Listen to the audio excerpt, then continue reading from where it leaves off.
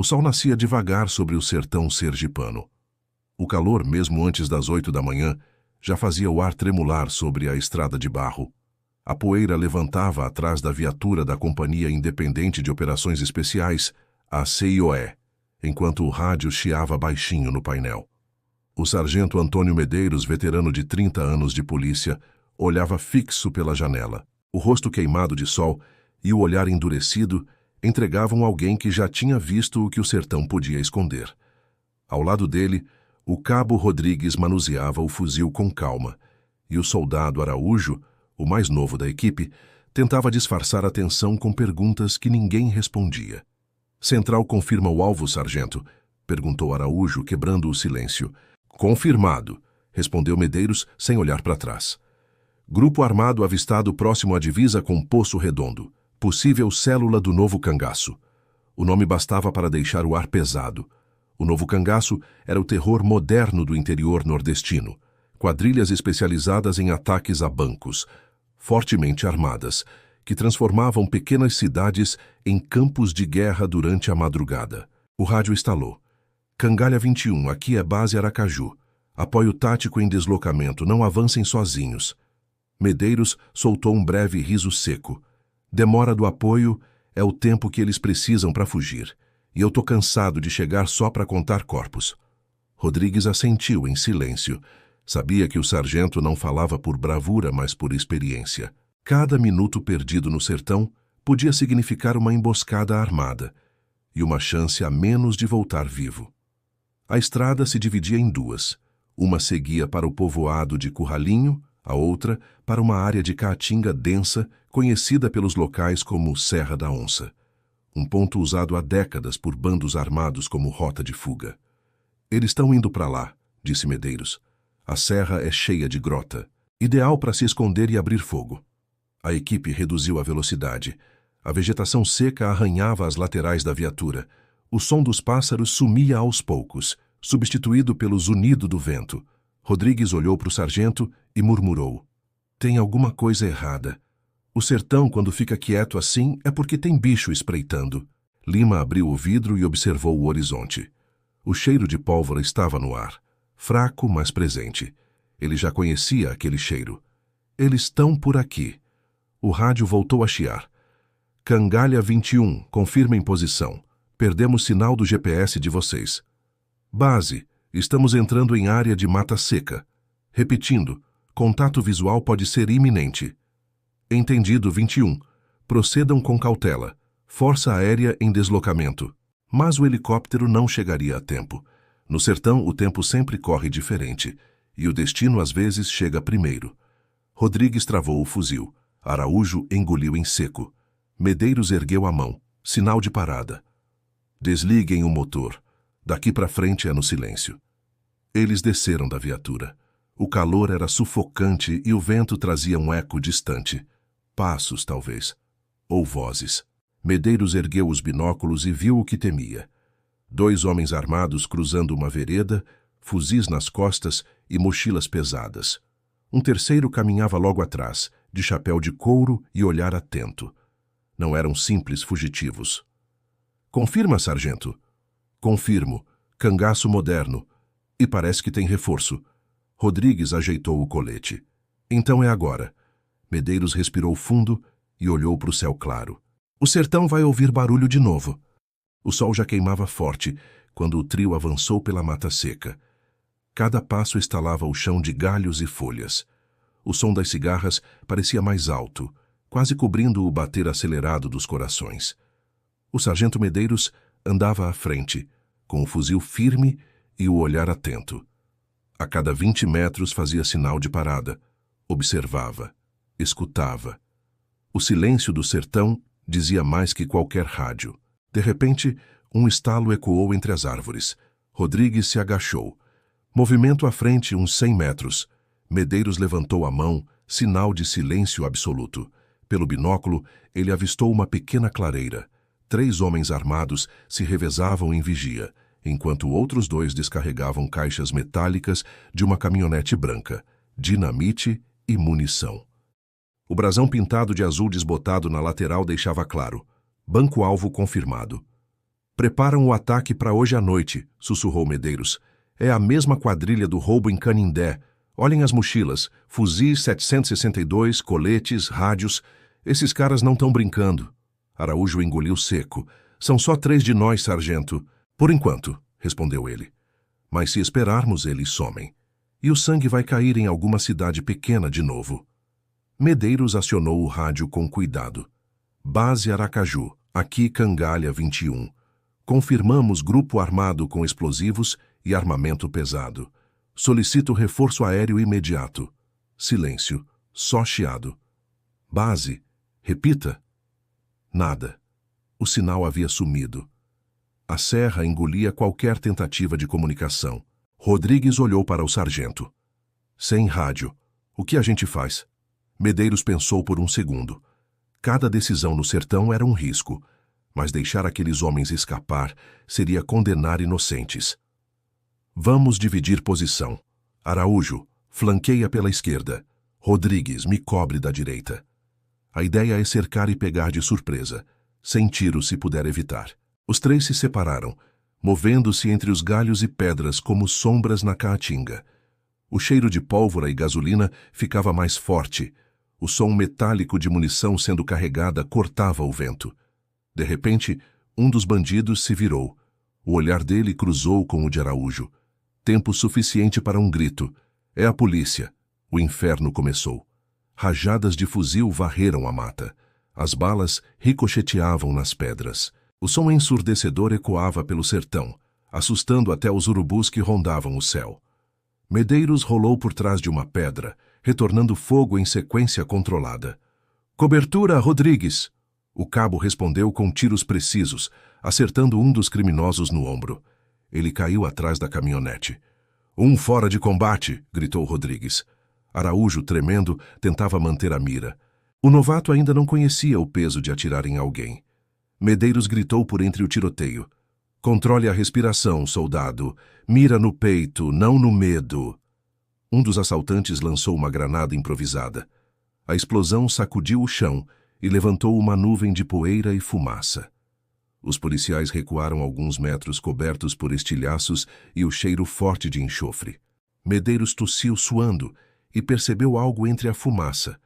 Um vulto fugindo pela trilha da serra levando uma maleta de metal. Rodrigues, um tá batendo em retirada. Quer que eu vá atrás? Não. A prioridade é segurar o perímetro. O tiroteio diminuiu por alguns segundos até que um som diferente rasgou o ar. O ronco de motos se aproximando. Rodrigues praguejou. Reforço deles. São mais. Medeiros respirou fundo e trocou o pente do fuzil. O cerco virou emboscada. O sertão inteiro parecia vibrar com o som das balas. A poeira, o sol e o cheiro de ferro no ar transformavam aquele pedaço de chão em um campo de guerra. Ali, no coração de Sergipe, a Operação Cangalha mostrava o que o interior mais profundo escondia: coragem, medo e o preço da decisão. E para o sargento Medeiros, o dia ainda estava longe de acabar. O som das motos ecoava pelas encostas como um trovão metálico. Eram pelo menos 6, talvez mais. Os pneus cortavam a terra seca, levantando uma nuvem de poeira vermelha que se misturava à fumaça da troca de tiros. Cobertura! Todos em posição! Gritou o sargento Medeiros, a voz rouca por causa da poeira e da tensão. Rodrigues recarregou o fuzil, dentes cerrados. Tão vindo em linha, sargento. Tão cercando a gente. O barulho dos motores se aproximava rápido demais. A pequena clareira virou armadilha. Araújo tremia, o suor escorrendo pelo rosto. A gente tá sem comunicação, sem reforço e com munição pela metade. Medeiros sabia disso. E sabia que se recuassem, os bandidos voltariam a atacar outra cidade antes da noite cair. Não podiam deixar. Não dessa vez. Segura firme, soldado. Hoje a gente escreve a história que ninguém vai ler no jornal. As primeiras motos surgiram no horizonte, saltando sobre as pedras. Homens de preto, capacetes e fuzis automáticos. Um deles abriu fogo em movimento, rajadas curtas. Rodrigues respondeu, derrubando o motoqueiro no ato. A moto capotou, deslizando até bater em uma árvore. Um a menos! Gritou o cabo, mas havia mais vindo atrás, e mais armados. Um dos criminosos lançou um coquetel Molotov que explodiu a poucos metros da viatura descaracterizada, transformando o chão em labaredas. O calor era insuportável. Medeiros puxou Araújo para trás de uma pedra grande, enquanto gritava por cobertura. "Fica comigo, garoto, respira, mira no som, não no desespero." A resposta veio rápida. 2 disparos certeiros de Rodrigues calaram outra moto. Mas o cerco apertava. A fumaça limitava a visão, o barulho confundia a direção. De repente, o rádio chiou. Um som fraco, quase sufocado pela interferência. "Cangalha 21, aqui base Aracaju. Recebemos seu pedido. Reforço a caminho, ETA, 15 minutos. Helicóptero e 2 viaturas blindadas." Medeiros quase não acreditou. "Confirmar chegada aérea?" "Positivo, sargento. A águia vai em rota visual. Segure a posição." "Segurar?" Ele resmungou entre dentes. "Já estamos sendo triturados aqui." Rodrigues sorriu com o canto da boca. "Sargento, eu nasci para morrer de sol, não de medo." Medeiros respirou fundo. "Então vamos mostrar a esses homens como o sertão trata bandido." Ele ergueu o braço e sinalizou o avanço. Em sincronia, os 3 policiais se moveram entre as pedras, abrindo fogo controlado, recuando em zigue-zague. Cada tiro parecia ecoar no tempo. A adrenalina misturada ao medo criava um silêncio interior, aquele estado que só o policial experiente conhece, quando a mente já aceita que talvez não volte para casa. As motos começaram a se dispersar, tentando cercar. Um dos assaltantes atirou contra Rodrigues, que se jogou no chão por instinto. A bala arrancou lascas de pedra ao lado do rosto dele. "Tá vivo?" gritou Araújo. "Por enquanto", respondeu o cabo ofegante. Medeiros viu o momento certo. Quando um dos bandidos recarregava, ele levantou, mirou e disparou 3 vezes. O corpo caiu duro no chão seco. "Avançar agora!" Eles correram até a caminhonete dos criminosos, usando o veículo como cobertura. Lá dentro, encontraram caixas de munição e uma pasta com mapas e rotas marcadas. O próximo alvo era o município de Poço Redondo. "É grande demais para uma célula isolada", murmurou Rodrigues. "Tem comando nisso aqui." Medeiros assentiu. "E a gente acabou de meter o dedo no vespeiro." O som do helicóptero começou a surgir ao longe, o ruído das hélices crescendo, cortando o vento do sertão. Os criminosos perceberam e começaram a fugir em direção à serra, abandonando parte do armamento. O reforço chegou segundos depois. Um blindado da PM e a aeronave do GTA sobrevoando baixo, projetando o barulho como aviso. A caçada tinha virado guerra. O tiroteio cessou. A poeira baixou. Os corpos dos bandidos caídos contrastavam com o verde seco da caatinga. Medeiros olhou para o horizonte. O sol já começava a descer, tingindo o céu de vermelho. "Fim da linha por aqui", disse Rodrigues. "Por aqui", respondeu Medeiros, "mas não para eles. Isso é só o começo." E ele estava certo. Quando o helicóptero pousou no campo de terra batida, o vento levantou uma tempestade de poeira que cobriu tudo. Do lado de dentro, o sargento Medeiros sentiu o peso da missão cair sobre os ombros. Não o peso da farda, mas o do dever. O comandante da operação, capitão Arlindo Tavares, desceu do helicóptero, colete preto com a inscrição Polícia Militar de Sergipe, rosto duro, olhos frios de quem já tinha visto o inferno e voltado. "Medeiros! Situação! 3 mortos confirmados. 4 fugiram em direção à serra. Encontramos mapas com rotas de fuga e possíveis novos alvos. Isso aqui é parte de uma rede, capitão." Arlindo analisou os documentos rapidamente. Esses caras estão cruzando o sertão todo e estão fazendo isso com apoio logístico, combustível, armamento, veículo. Isso é coisa grande. "Maior do que a gente pensava", completou Medeiros. Enquanto a tropa montava perímetro, drones da unidade começaram a sobrevoar a área. A tela mostrava rastros recentes, motos escondidas entre as pedras, e um rastro de sangue que levava para um pequeno vilarejo próximo, Catingueira. "Eles não conseguiram ir longe", disse o cabo Rodrigues. "Deixaram sangue e munição para trás. Tão feridos." "E perigosos", respondeu o capitão. "Se encurralados, vão reagir até o fim." O comando autorizou o avanço. 4 viaturas, 2 motos táticas e o helicóptero de apoio. O comboio seguiu em silêncio, com faróis apagados, cortando as estradas de chão batido sob a luz fria da lua. Chegaram à entrada do vilarejo pouco depois da meia-noite. Casinhas simples, janelas fechadas e o silêncio pesado que só o sertão carrega quando a morte ronda. Medeiros ergueu a mão pedindo para parar. Eles estão aqui. Eu sinto. Rodrigues olhou ao redor, arma em punho.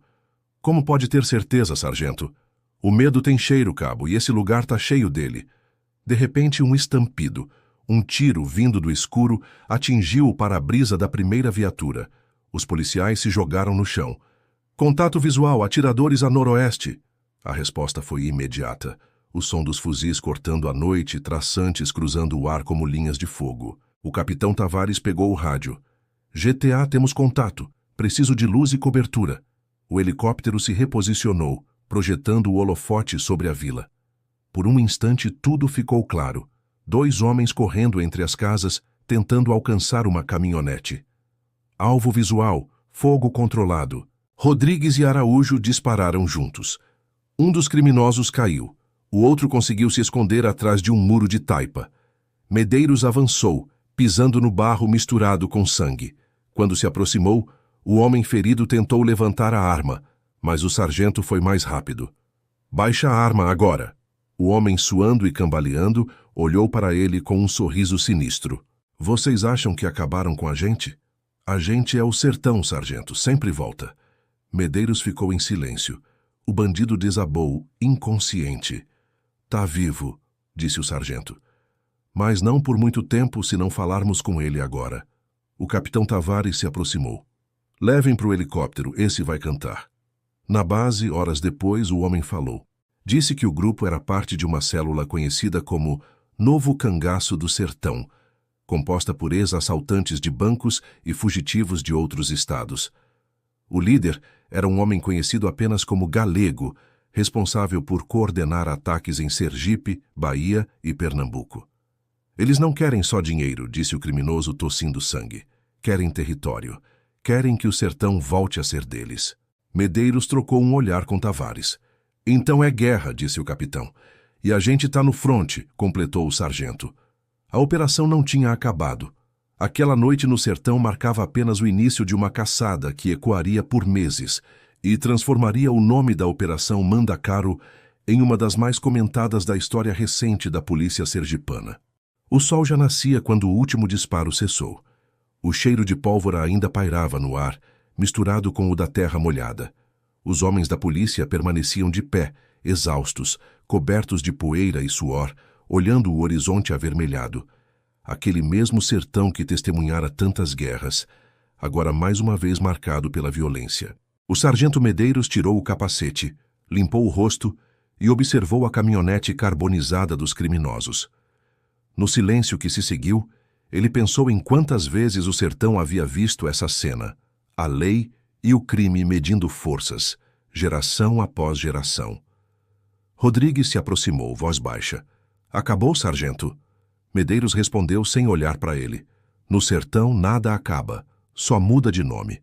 O capitão Tavares recolheu os rádios e deu o último comunicado à central. Operação Mandacaru encerrada. Área segura. Suspeitos neutralizados. As palavras saíram firmes, mas o tom carregava cansaço. O tipo de cansaço que só quem vive a guerra diária contra o crime conhece. Horas depois, a notícia já corria pelas rádios e portais locais. Polícia Militar de Sergipe desarticula grupo armado do Novo Cangaço. Mas os que estavam ali sabiam que aquela vitória era apenas momentânea, porque no sertão o silêncio nunca é paz. É apenas o intervalo entre uma bala e outra. Esclarecimento importante. Esta narrativa é ficcional.